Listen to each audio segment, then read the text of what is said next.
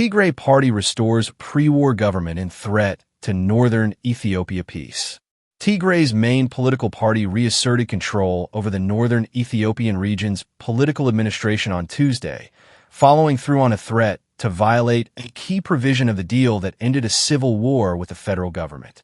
The Tigray People's Liberation Front, TPLF, said in a statement it had restored the legislative council that existed before the 2020 to 2022 civil war, and that the council had elected TPLF chair Debretsion Gebremichael as regional president.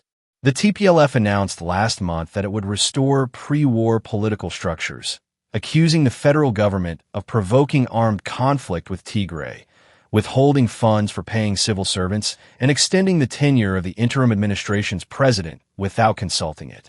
The prospect prompted an advisor to Prime Minister Abiy Ahmed to warn that catastrophic conflict could return to the region. The European Union and Britain have called for de-escalation over the past week. Abiy spokesperson Bilin Siyum did not respond to a request for comment. A spokesperson for the TPLF did not respond to a request for comment about what prompted the decision or its potential consequences. The conflict in Tigray, which drew in forces from neighboring Eritrea, was one of the century's deadliest, killing hundreds of thousands of people through direct violence, the collapse of healthcare and famine, according to researchers. It stemmed from a breakdown in relations between the TPLF, a guerrilla movement turned political party that dominated Ethiopian politics for nearly 3 decades, and Abiy, whose appointment as prime minister in 2018 ended the TPLF's dominance. The decision by TPLF is clearly a major escalation. If mitigating efforts and a process of de-escalation are not introduced quickly, this may trigger the outbreak of new armed conflict. Kjetil Tronvoll, a professor of peace and conflict studies at Oslo New University College and a scholar of the TPLF, told Reuters. The Pretoria Agreement has come under strain in recent months, with armed skirmishes breaking out since January between TPLF forces and the federal army and government-aligned fighters.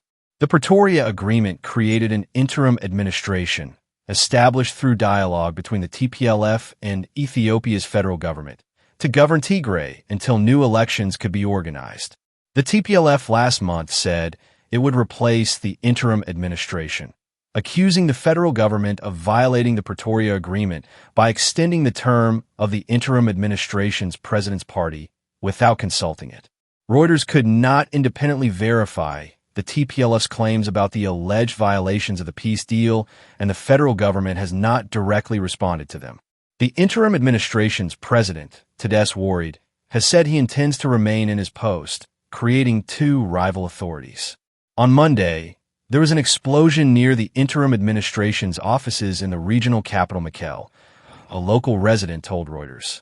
The BBC's Tigrinya language service quoted the police as saying a hand grenade had caused the explosion, but that there were no casualties. It was not clear who may have been responsible.